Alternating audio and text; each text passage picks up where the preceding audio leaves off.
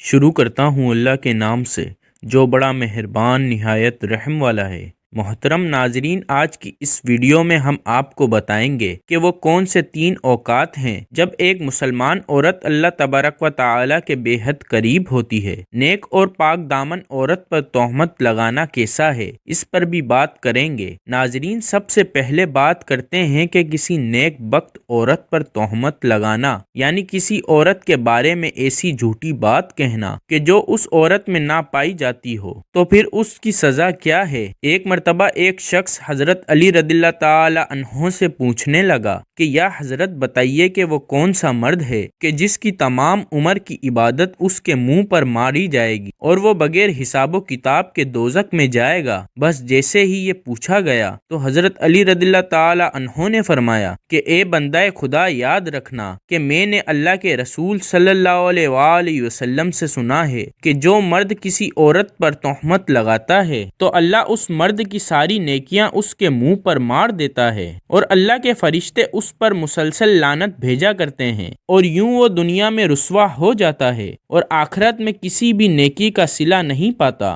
وہ شخص پوچھنے لگا کہ اے علی رضی اللہ تعالی عنہ، کسی عورت پر تہمت لگانا اتنا بڑا گناہ کیسے ہے؟ تو حضرت علی رضی اللہ تعالی عنہ نے ارشاد فرمایا کہ اے شخص، کسی پر تہمت لگانا کسی کی عزت کو قتل کرنا ہے۔ یاد رکھنا کہ اللہ کے نزدیک جیسے کسی انسان کو قتل کرنا ایک بدترین گناہ ہے، ویسے ہی کسی پر تہمت لگانا اس کی عزت اور شخصیت کو قتل کر دینے کے برابر ہے۔ اے شخص، کبھی بھی کسی پر تہمت نہ لگانا، خاص طور سے کسی عورت کے بارے میں کبھی کوئی جھوٹی بات نہ کہنا، تو اس سے پتہ چلا کہ کسی پر تہمت لگانا کتنا بڑا گناہ ہے۔ ناظرین کرام، آئیے اب جانتے ہیں کہ وہ کون سے 3 وقت ہوتے ہیں جب ایک مسلمان عورت اللہ تبارک و تعالی کے سب سے زیادہ قریب ہوتی ہے۔ پیارے ناظرین، ایک مرتبہ حضرت علی رضی اللہ تعالی عنہ سے پوچھا گیا کہ اللہ تعالی کی سب سے زیادہ نزدیک کون ہے؟ تو حضرت علی رضی اللہ تعالی عنہ نے فرمایا، اے بندہ خدا، اللہ کے سب سے زیادہ قریب وہ عورت ہے جو اللہ کے لیے نامحرم سے پردہ کرتی ہے۔ اے بندے، یاد رکھنا کہ اللہ سبحانہ و تعالی نے عورت کو رحمت کا مجسمہ بنایا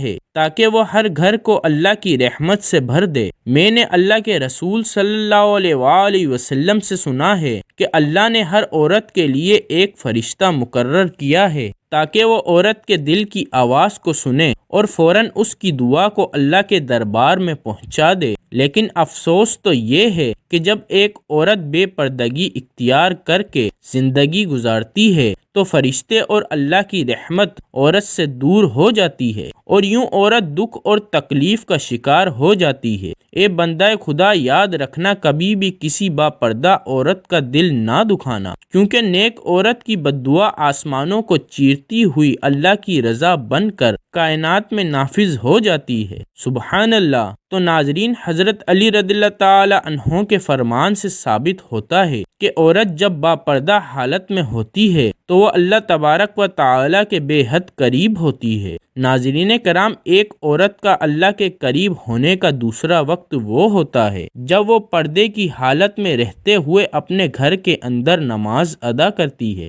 ایک مرتبہ حضرت ام حمید رضی اللہ تعالی عنہا رسول اللہ صلی اللہ علیہ وآلہ وسلم کے پاس آئیں اور عرض کرنے لگیں، یا رسول اللہ صلی اللہ علیہ وآلہ وسلم، میرا جی چاہتا ہے کہ میں آپ صلی اللہ علیہ وآلہ وسلم کے ساتھ نماز پڑھوں۔ مسلمان بھائی بہنوں، اس سے بڑی کوئی خواہش ہو سکتی ہے کہ نبی کریم صلی اللہ علیہ وآلہ وسلم کی امامت میں نماز پڑھنے کا موقع مل جائے؟ مگر آگے کی بات بھی غور سے سنیے گا۔ تو رسول اللہ صلی اللہ علیہ وآلہ وسلم نے فرمایا، میں جانتا ہوں کہ تم میرے ساتھ نماز پڑھنے کو پسند کرتی ہو، لیکن جو تم اپنے دار میں یعنی اپنے گھر میں نماز پڑھو گی وہ کسی مسجد میں جا کر پڑھی جانے والی نماز سے بہتر ہے۔ رسول اللہ صلی اللہ علیہ وآلہ وسلم نے فرمایا، چھپ کے جو عورت نماز پڑھے گی وہ سب سے بہتر ہوگی۔ حضرت ام حمید رضی اللہ تعالی عنہا نے جب یہ بات سنی تو وہ واپس چلی گئیں۔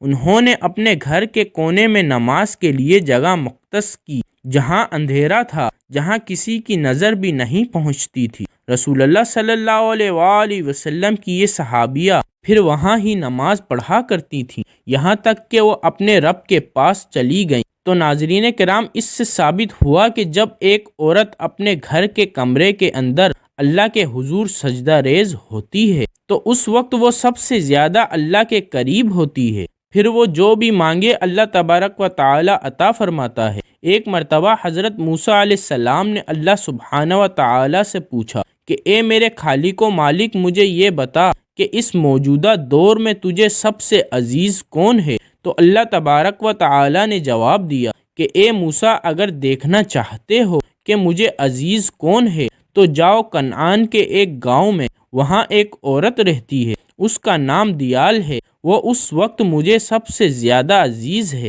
حضرت موسیٰ علیہ السلام کے دل میں یہ بات پیدا ہوئی کہ میں بھی اس اللہ کی عزیز بندی کی زیارت کروں، دیکھوں تو آخر وہ ہے کون، اور ایسے کون سے عمل کرتی ہے کہ جس کی وجہ سے وہ اللہ کو عزیز ہے۔ حضرت موسیٰ علیہ السلام چلتے رہے، اس گاؤں میں پہنچے تو کیا دیکھتے ہیں کہ ایک ٹوٹا ہوا گھر ہے۔ اس ٹوٹے ہوئے گھر میں ایک عورت رہتی ہے جس کے نہ ہاتھ ہیں نہ پاؤں ہیں، اور نہ ہی آنکھیں ہیں نہ ہی کان، صرف زبان ہے، جو اللہ سبحانہ و تعالیٰ کا شکر ادا کر رہی ہے۔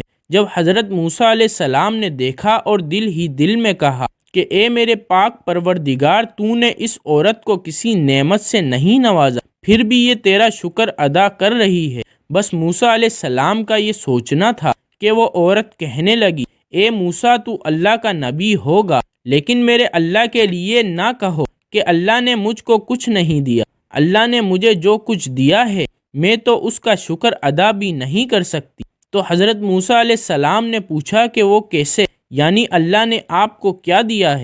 تو وہ عورت کہنے لگی کہ اے موسیٰ، اگر اللہ مجھے قدم دیتا اور میں ان قدموں سے چل کر باہر جاتی تو یقیناً گناہ کرتی، لیکن اللہ مجھے عزیز رکھتا ہے، اس لیے ایسے تمام گناہوں سے بچا لیا۔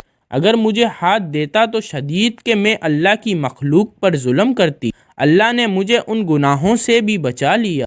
اگر آنکھیں دیتا تو شاید کہ میں نامحرموں کو دیکھتی، تو اللہ نے مجھے ان گناہوں سے بھی بچا لیا۔ اگر اللہ مجھے کان دیتا تو شاید میں گانا بجانا سنتی، غیبت سنتی، اس لیے اللہ سبحانہ و تعالی نے مجھے ان گناہوں سے بھی بچا لیا۔ صرف مجھے ایک زبان دی ہے تاکہ میں اس زبان سے اس کا شکر ادا کر سکوں، اور اللہ سبحانہ و تعالی نے میری روح کی آنکھوں کو اتنا منور کر دیا ہے کہ میں نے کبھی تمہیں دیکھا ہی نہیں، پھر بھی میں تجھے پہچانتی ہوں۔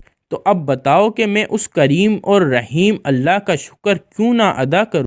تو یہ سب سن کر حضرت موسیٰ علیہ السلام رونے لگے اور کہنے لگے کہ تمہارا ایمان تمہیں اللہ کے قریب کرتا ہے۔